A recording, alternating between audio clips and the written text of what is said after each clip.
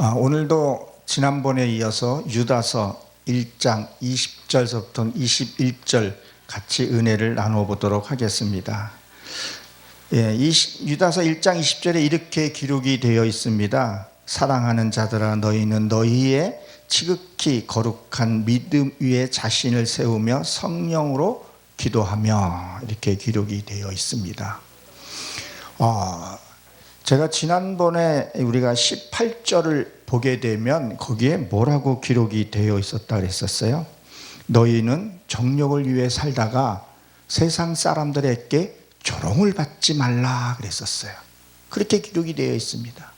세상 사람들에게 조롱받는 것도 큰 문제이지만 더 큰 문제는 어두운 세계에 마귀, 사탄에게 조롱받는 것은요, 이거 참으로 비참합니다.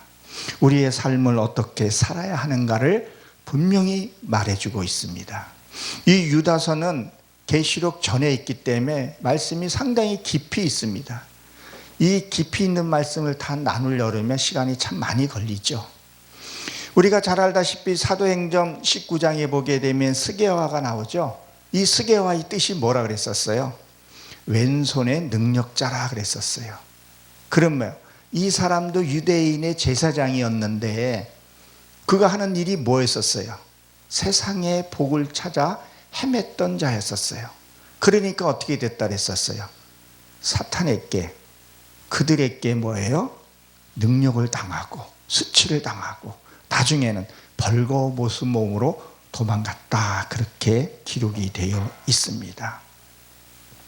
우리는 누구나가 다 마지막 때라고 말을 하고 살아갑니다. 우리가 마지막 때에는 어떻게 살아야 하겠습니까? 정신 바짝 차려야 합니다.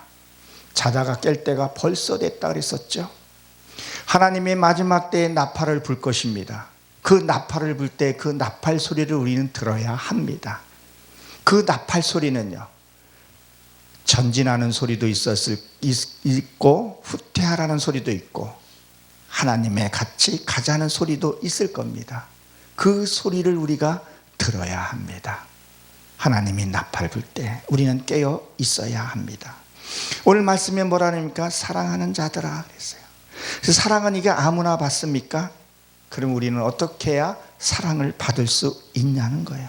어떻게 살아야 하냐는 거예요. 에베소서 5장 1절에 보게 되면 사랑을 입은 자들 같이 너희도 하나님의 사랑을 받은 자가 되고, 이렇게 기록이 되어 있습니다. 그래요.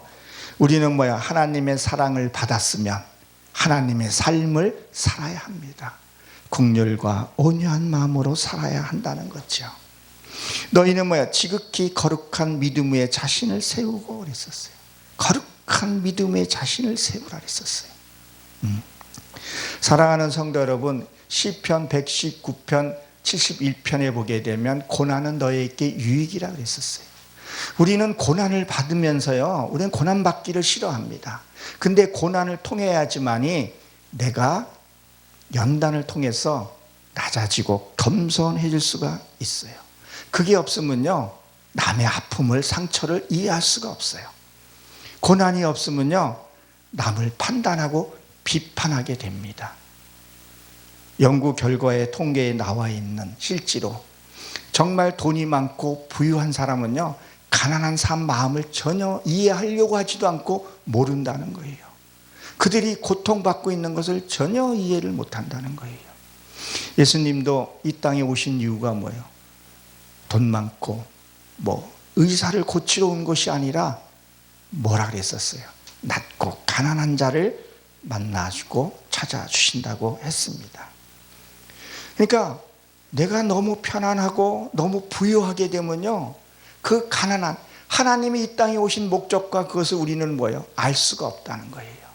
그러니까 때로는 내가 정말 비천한 그것까지 내려가 봐야 그 사람의 마음을 알 수 있고 이해할 수 있고 사랑할 수 있다는 거예요.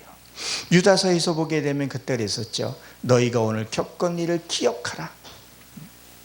우리는 때로는 내가 고난받았을 때에 그것을 기억하고 있어야 돼요. 항시 상식적으로 이걸 기억하고 있어야 된다는 거예요. 그걸 레케바라 그랬죠. 자칼이라고 그러죠. 우리는 기억을 하고 있어야 된다는 거예요. 그래야 고난을 통해서 그 사람의 진짜 기쁨, 그 사람의 아픔을 공감할 수 있고 또 은혜를 나눌 수 있다는 말입니다. 그래서 이 고난받는 것은 너에게 유익이라 그랬죠. 하나님은 뭐라 그랬었어요? 교만한 자를 싫어하시고 겸손한 자를 찾으신다 그랬었어요. 베드로전서 5장 5절에 보게 되면 교만한 자를 대적하며 겸손한 자에게 뭐요? 은혜를 베푸신다 그렇게 말씀하고 있습니다. 겸손, 아무리 지식으로 겸손 애치고 겸손하게 산다고 할지라도요, 환경과 고난이 없으면요 절대 겸손해 줄 수가 없습니다. 지식으로는 이해가 됩니다. 양심으로는 될진 모르겠지만 진짜 내가 고난을 통해서 그 아픔을 느껴봐야 할 수 있다는 거예요. 그래서 우리 속담에 뭐라 그래요? 가부마음 호래비가 안다고 얘기를 하지 않습니까? 여러분, 고난을 통해야지만이 하나님의 그 진리 속에 들어간다는 것을 기억하십시오. 그래서 뭐라 그럽니까? 너희는 지극히 거룩한 그랬어요. 이건 구별된 것을 얘기를 하죠. 구별된 삶을 살아라는 거예요. 그럼 무엇을 얘기를 할까요? 영과 육이 완전히 이게 분리가 되어 있어야 합니다. 제가 지난주에 저희 장모님이 이제 소천하셔서 천국에 가셨습니다. 제가 한 6개월, 6, 7년 전에 이제 세례를 주고 그거 영접시켜드리면서 그리고 이제 근처에 남평교회에서 신앙생활 하시다가 천국을 가셨어요. 근데 제가 지금 드릴 수 있는 말씀은 뭐냐면 주관적인 거 있고 객관적인 거 있는데 객관적인 것만 제가 말씀을 좀 드려보겠습니다. 저희 장모님이 돌아가시기 전에, 소천하시기 전에 3일 전에 임종 기도하러 내려갔었어요. 근데 우리 처제는 불자예요. 아주 뭐 심취해 살아요. 근데 임종하기 직전에 장모님한테 여태 가서 엄마 아빠한테 가야지, 그러니까 싫다는 거예요. 그러니까 우리 아내가, 우리 사모가 하나님한테 가야지 그랬더니 그래 거기 가야지. 바뀌는 거예요. 제가 어저께도 집회에서 이런 얘기 살짝 드렸는데 우리가 마지막 때는요 눈이 열리게 됩니다. 우리는 사람들도요 죽기 직전에요 자기의 삶을 알아요. 그래서 뭐라 그래요? 저 사람이 죽을 때가 됐나? 왜 저래? 우리는 그렇게 말을 하잖아요. 안단 말이에요. 그리고 믿지 않는 사람들도 보게 되면요 죽기 직전에 우리 기독교에서는 회개라 그랬죠. 용서를 구해요. 하나 좀 심하게 말을 하면 진짜 못된 며느리, 시어머니가 며느리한테 사과하고 그런 것들을 우리가 틀어드려서는 안 된다는 거예요. 장모님이 소천하시면서 저에게 보여준 환상과 꿈들이 있는데 이건 주관적인 거라서 말씀을 못 드리지만 천국과 지옥이 확실하게 구분이 되어야 된다는 거예요. 그리고 입관식에 가서 장모님의 그 시신을 딱 보는 순간에 나에게 왜 이렇게 평화가 있는지를 모르겠어요. 그냥 목각 인형 같은 느낌이 드는 거예요. 그래서 나만 그런 건가? 제 아내도 그렇게 평안할 수 없다는 거예요. 왜? 이미 장모님이 소천하시기 전에 저에게 와서 천국 간다고 말을 했기 때문에, 저 아내에게도 그거를 했기 때문에 그렇게 평안이 있을 수가 없어요. 근데 처가 쪽에서는 불교, 유교 쪽으로 하다 보니까 49제를 지금 드린다고 얘기를 해요. 여러분 49제가 뭐예요? 77에 49예요. 77절 다음에 오순절이잖아요. 그들은 꼭 성령을 빼고 드린다는 거예요. 그래서 그들은 49제 성령을 빼고 드리는 거죠. 6월절 다음에 77절 이렇게 다 넘어가는 그것들을 뭐예요? 꼭 예수님을 빼고 지들끼리 이렇게 노는 거죠. 참 안타깝지 않을 수가 없어요. 하간식을 이렇게 저희 어머님은 하간 흙으로 돌아가셨는데 그걸 보면서 나의 모습을 보면서 믿고 안 믿고 차이가 주관적이든 객관적이든 체험을 한번 해보게 되면 확실하게 들어갑니다. 여기 유다서에서 지난번에도 제가 한번 말씀을 드렸었죠. 몇 절입니까? 거기에 보게 되면 모세의 시체를 놓고 마귀와 미가엘이 다퉜다 그랬었어요. 영적인 눈이 열리게 되면요, 내가 죽음 앞에 섰을 때 눈을 딱 영적인 눈이 열렸을 때 검은 옷을 입고 나타나면 안 됩니다. 누가 나타나야 돼요? 예수님의 모습과 천사들이 옆에 있어야 돼요. 그 임종하는 사람들 보면 달라요. 진짜 예수 안 믿고 예수 회방했던 사람들 참 죽는 거 보면 너무 고통스럽게 죽는 사람들이 있어요. 발톱이 빠지고 손톱이 빠지는 경우들도 저는 본 기억이 있습니다. 무슨 말이에요? 영과 육이 확실하게 분리되어 있어야 된다는 거예요. 이게 분리가 안 되면요, 신앙생활 헛할 수가 있어요. 우리의 삶은 뭐예요? 영적인 삶을 살아야 합니다. 육은 갖고 있으니까 육에 대해서도 우리가 이 성전이니까 관리 잘하면서 영적인 삶을 살아야 한다는 거죠. 요한복음 6장 63절에 보게 되면 이렇게 기록이 되어 있죠. 살아있는 것은 영이니 육은 무익하니라. 내가 너희에게 이른 말은 영이요 생명이라 그랬었어요. 이 말이, 생각이 뭐예요? 영이라는 거예요. 우리가 생각하는 건요, 저 우주도 갈 수 있어요. 어디든지 갈 수 있어요. 근데 몸은 그렇지 않아요. 그러나 내가 하나님 앞에 가게 되고 이 육과 영이 완전히 분리됐을 때는 마음만 먹으면 그곳에 간다는 거예요. 그래서 우리가 생각하고 말하는 거, 이게 하루아침에 되는 것이 아니라 연단과 단련을 통해서 해야 한다는 거예요. 우리는 육을 갖고 살지만 반드시 영적인 삶을 살아야 합니다. 이게 체험이 돼야 돼요. 지식은요, 안 되더라고요. 저도 지식은 말할 수는 있는데 그게 어떤 삶으로, 체험으로 와서 연단되어지고 훈련되어 있을 때는 다르더라는 거예요. 우리는 시민권은 어디에 있다 그랬었어요? 천국에 있으니까 천국의 삶을 살아야 한다는 겁니다. 시편 29편 다윗은 이런 기도를 했죠. 11절에 보면 여호와께서 자기 백성에게 힘을 주시며 여호와께서 자기의 백성을 평강의 복을 주시니라. 정말 내가 하나님의 일을 하게, 하나님을 내가 믿고 여호와를 힘을 잊게 되면 뭐라 그래요? 자기 백성에게 평강의 복을 주신다, 그런 말을 합니다. 이 세상 살아가는 것이 때로는 힘들고 고통스러워요. 근데 그 힘듦과 고통 속에서 우리가 뭐를 해야 되는 거예요? 내 안에 평강과 기쁨이 있어야 된다는 거예요. 오늘 이 본문 말씀 우리가 잘 살펴보게 되면 그 평강과 기쁨 속에서 뭐예요? 예루살렘이 성전이 세워져야 된다는 거예요. 그래서 요한계시록에 보게 되면 하늘에서 뭐예요? 예루살렘이 내게 내려온다 그랬었죠.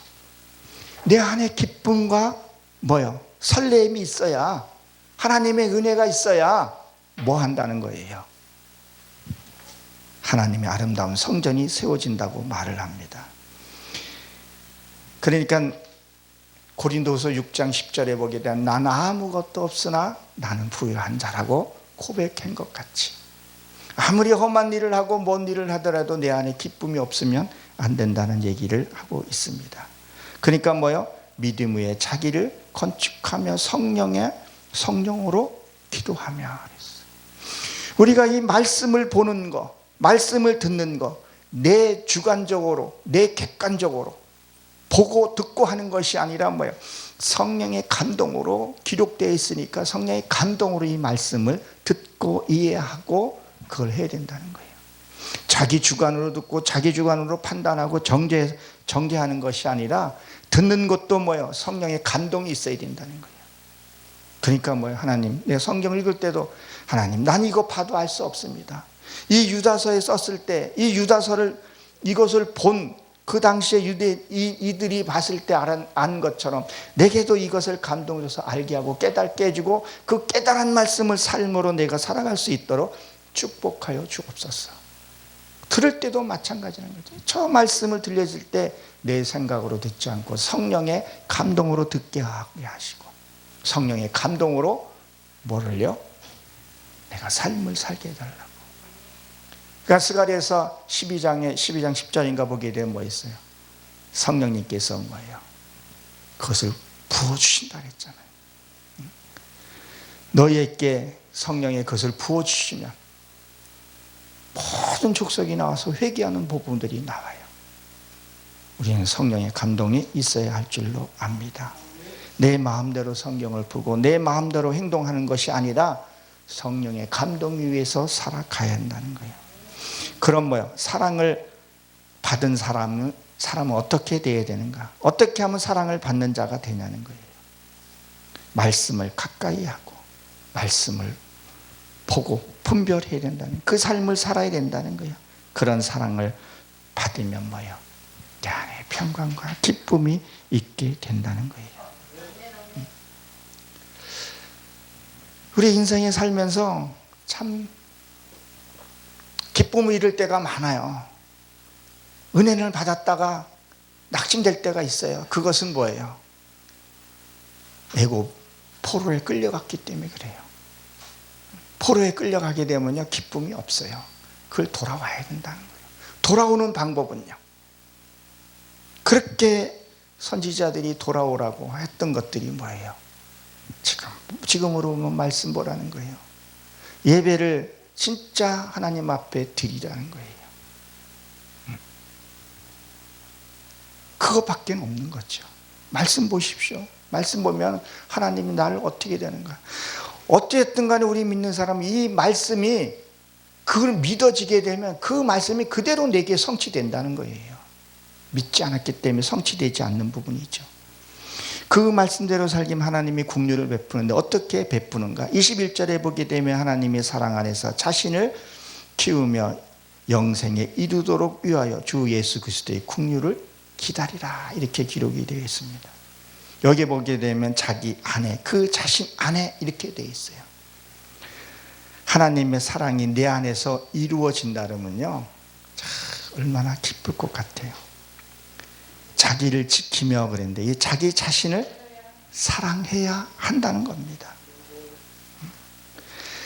하나님으로 우리가 사랑을 받게 되면 뭐가 돼요? 자존감이 높아지게 됩니다. 다른 걸로 높아지면요, 오만해지고 교만해질 수밖에 없는데 하나님의 사랑을 받게 되면 뭐가 된다고요? 자존감이 높게 되죠. 그럼 뭐야? 하나님께 받은 사랑은 축복을 받게 되고 그것이 뭐야? 굉장히 높아지게 됩니다. 이런 자는요, 모든 것을 뭐야? 긍정적으로 생각하고 밝게 보게 됩니다. 그리스도의 긍휼을 기다려라. 이 기다리다는 말은 받아들이다, 이런 뜻을 갖고 있어요. 내가 잘못했을 때에 책망도 좀 받아들일 줄 알아야 돼요. 제가 많은 사람들이 이렇게 만나보고 그러면요, 뭘 좀 얘기 좀 하려고 그러면 다 안 돼. 그거 다 알아요. 말을 붙여보지를 못하겠어요. 우리가 외상으로 다치거나 그러면 우리가 병원 찾아갑니다. 마음에도 병이 있어요. 그 마음의 병을 가서 심리학 상담을 받아보라면 이거 다 안 돼, 싫대. 그 좀 더 나가서 무거운 짐진 달아 다 내게로 오라, 하나님의 말씀을 한번 의지하고 얘기하려면 다 안 돼, 싫다는 거예요. 근데 실제로 보면 아는 것이 아닌데 마음에 병이 들어가지고 어떻게 자기 자신을 추스릴 줄 몰라가지고 각종 병에 잡혀 있는데 안다는 거예요. 그러니까 줄 수가 없는 거예요. 받아들이고 겸손하고 해야 하는데 말입니다. 제가 이번에 이제 상을 당하면서 어떤 분이 이런 문자가 왔더라고요. 상가 고인의 명복을 빕니다 라고 왔어요. 그 명복이라는 것은 불교에서 쓰는 말이잖아요. 죽어서 천국 가서 염라대왕에서 복을 받고 지옥을 그 12 귀신의 그걸 피해서 가서 복을 받으라, 그런 뜻을 갖고 있기 때문에 크리스찬들은 절대 써서는 안 되는 말이죠. 근데 어떤 분한테 그 얘기를 했어요. 했더니 그거 알려줘서 고맙다고 하시는 분이 있고, 안다 그러면 가르쳐 주실 방법이 없어요. 예수님도 뭐라 그랬었어요? 네가 본다고 하니 제가 그대로 있었다 그랬거든요. 시간이 없어서 말씀을 다 못 드리겠지만, 내가 겸손하고 배우는 자세에서는요, 아는 것 중에서도 또 거기서 오는 것들이 있어요. 우리는 배우려고 하고 알려고 하고 듣고 또 듣고 나면 한 번 살고 나서 들으면 또 달라집니다. 잠언 6장 23절에 보게 되면 되죠. 뭐라고 기록이 되어 있냐면 되죠. 명령을 등불이요 법은 빛이요 훈계를 책망하는 곧 생명의 길이라, 이렇게 기록이 되어 있습니다. 책망 듣는 것을 내가 받아들이고, 나에게 누군가가 바른 말을 해줄 때요 되게 듣기 싫습니다. 제 딸이 서울 장로의 장신대학교를 다니고 지금 재학 중인데 2학년이에요. 걔가 아빠는 목사잖아. 꼭 그렇게 하면 안 되지. 이렇게 하는 게 처음에는 이놈의 새끼가 커도 너무 컸다고 뿔긋뿔긋 올라왔는데, 듣고 보니까 맞는 말들이 많아요. 근데 그것을 고치려고 하고 받아들이고 하니까 내가 더 나은 모습으로 변화되더라고요. 듣기 싫어하지 않고 자꾸 들으려고 그래요. 알려고 그래요. 저희 아버님도 생전에 계실 때 다 아는 것도 다 물어본대요. 그러면 아는 거 외에 그 사람이 숨겨놓은 것도 이렇게 얘기를 해주거든요. 내가 아는 게 다가 아닙니다. 때로는 겸손한 자세에서 들으려고 하고, 그 듣는 것도 하나의 은사예요. 우리가 무엇을 봉사 같은 거 하면 남을 주고 베풀고 뭘 하는 것만 우리가 봉사라고 생각하는데요, 인내 갖고 들어주는 것도 하나, 이것도 봉사예요. 요즘 사람들이 대화들이 없어요. 다 기계화되어 있어가지고 다 멍멍이 키우고 하면서 대화들이 부족해요. 근데 그걸 들어주면요 신바람 나서 얘기를 해요.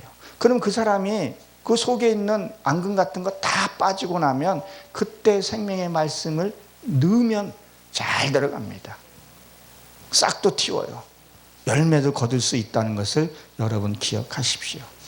훈계받는 걸 싫어하면 안 된다는 거죠. 말씀을 받았으면 지키고 삶으로 살아야 된다는 거예요. 그래서 이 국류를 받아라 하는데, 이 기다리라는 건 받아들이다, 허락하다, 이런 뜻을 갖고 있어요. 받아들이고 허락을 해야 된다는 거예요. 그러면 우리가 이렇게 보게 되면 주는 자가 없으면 받을 자가 없다는 얘기입니다. 사랑을 받아야 생명으로 갈 수가 있습니다. 하나님의 국류를 받게 되면, 진짜 국류를 받게 되면 우리는 행복한 삶을 살게 됩니다. 여러분, 이게 있어요. 우리가 삶을 살던 기도를 살던 하나님이 받아들이지 않으면요 다 헛기도가 돼버리죠. 이번에 윤석열 대통령이 거부권 행사한 거 하나 있죠. 농민수산법이라는 걸. 성경 창세기 1장에 보게 되면 하나님이 인을 치는 게 있어요. 그걸 락캬라 그러는데, 그걸 하나님이 너의 기도를 받았다는 그 락캬, 인을 딱 치는 게 있어요. 그걸 거부권 행사해버리면 아무리 기도를 하고 아무리 삶을 살아도 하나님이 받아들이지 않는다는 거예요. 이 세상 어떻게 보면 살기가 참 힘들어요. 그렇지 않습니까? 창세기 1장에 보게 되면 3장인가 보게 되면 뭐라 했어요? 필경을 너희가 땀을 흘려야 먹을 수 있고 흑인이 흙으로 돌아간다 그랬어요. 무엇을 얘기를 하는 거예요? 우리 이 세상에 태어나면서부터 젖을 빠는 것부터 힘이 들어요. 아이가 젖 빨 때면 땀을 흘리고 빨잖아요. 그 힘들 때 젖 먹는 힘으로 다 하라 그래요. 말씀 이루는 것도 그러하다는 거예요. 전쟁과 기근과 고물과 고육과 시대에 살기 힘듭니다. 그러나 하나님의 사랑을 받게 되면 소망을 갖게 되고, 그 소망에서 생명을 가질 수 있다는 거예요. 하나님의 말씀을 굳게 잡고 가십시오. 뿌리가 완전히 내려져야 한다는 거예요. 하나님의 말씀은, 하나님의 언약은 반드시 이루어집니다. 1.1핵도 하나님이 어기지 않는다 그랬죠. 약속을 지키면 천지는 없어져도 하나님 말씀은 없어진다고 했습니다. 하나님 뭐라 했어요? 반드시 내가 복주고 복주며 복준다. 무엇을요? 언약을 지키게 되면 그렇게 된다고 합니다. 사랑하는 성도 여러분, 하나님의 사랑에 받으시고 또 뭐예요? 근원의 통로가 되는 저 여러분을 되시길 주의 이름으로 축원합니다.